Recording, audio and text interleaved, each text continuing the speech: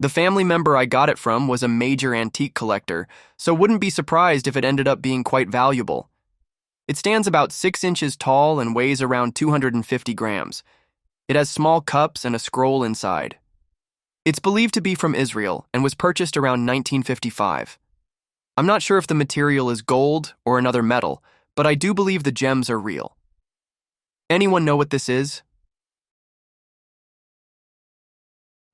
This is a rare and incredibly unique piece of Judaica, dating to the 19th century, used for ceremonial purposes and holy rituals. The engravings found on the whole piece depict important imagery of the Torah.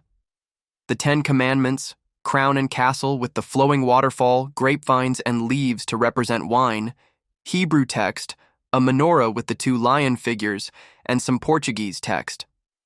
Some of the text found on the bottom of the chalice translated from Hebrew reads, "Bless and light candles for the Sabbath. Light the blessings for Hanukkah and blessing on wine." The text found on the side of the chalice translated from Portuguese reads, "God wants us." The cup can be opened in 5 different ways. By the lid, the cup within the chalice holding the scroll itself, the candle holder compartment to use for the lighting of the candles before the Sabbath, or lighting the candles for the spices at the end of the spices, or the lighting of the menorah for Hanukkah, and by the top of the lid for the spices valve, which was used for prayer for the ending prayer for the Sabbath to alleviate sadness. The scroll inside the chalice is called the Book of Esther, which is a 10-paragraph text for the holiday of Purim, where the Jews were threatened to be wiped out by the Maccabees. While hiking through a creek with my daughter, we came across this intriguing find. It's clear that it's been there for quite some time, yet oddly, there were no other objects nearby. The location was quite remote, roughly half a mile from the nearest road. The object is a steel cylinder, approximately 42 inches long and 24 inches in diameter. Inside, it features what appear to be turbine-like blades. Its purpose and how it ended up in such a secluded area remain a mystery. Anyone know what this is? This is a ring roller, a farming implement used for preparing fields for planting. Its purpose was to break up large clumps of dirt and flatten the soil surface, making it more suitable for crops. It would typically be towed behind a horse team or a tractor. After World War II, during times of economic downturns or recessions, scrap metal held little value. Many people opted to dispose of their scrap by burying it or discarding it in creeks or over ledges. I found a string of plastic numbered oval beads on the counter in a medical exam room, although it wasn't my doctor's usual exam room. My doctor had no idea what they were. The beads don't rattle, and there's no movement inside them. They're connected by a cloth cord and slide easily along it. The beads feel light, but each one appears to be solid. Some of the numbers have rubbed off from use. The numbers printed on the beads are red, 25, 20, 15. Orange, 12, 10, 8, 6, 5, 4. Yellow, 3, 2, 1. Any idea what it could be? These are orchidometers, which are used for measuring the size of testicles. One of the main reasons for sizing testicles is to help with prosthetics. My brother-in-law, for example, had only 1 testicle descend. Despite this, he is fully functional and has had no issues fathering children. In high school, he was self-conscious about having only 1 testicle. The doctors used an orchidometer to size his prosthetic testicle, which was then surgically implanted. My friend found this in the basement of a home built in 1910.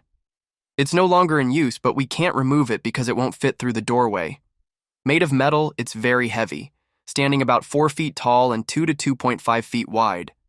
I've searched for it, thinking it might be some type of heating element, but I haven't been able to find anything similar.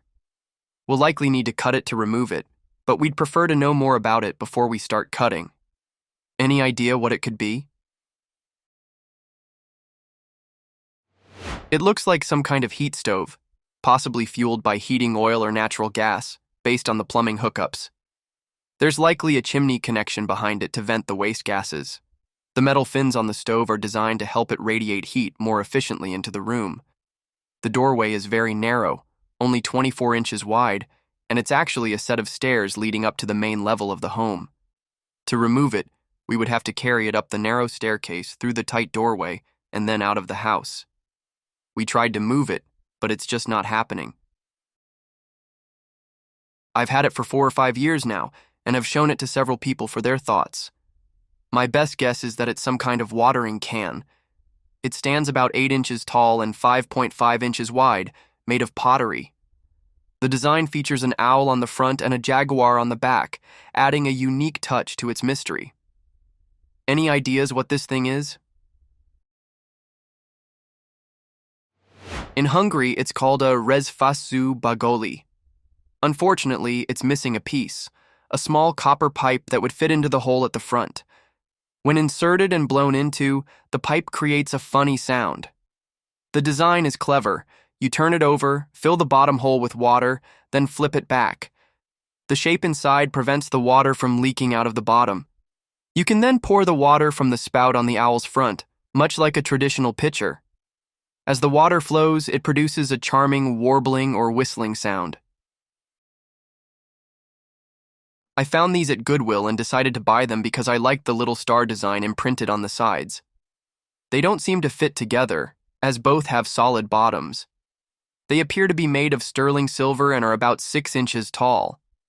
I'm curious, what exactly are these? Any ideas?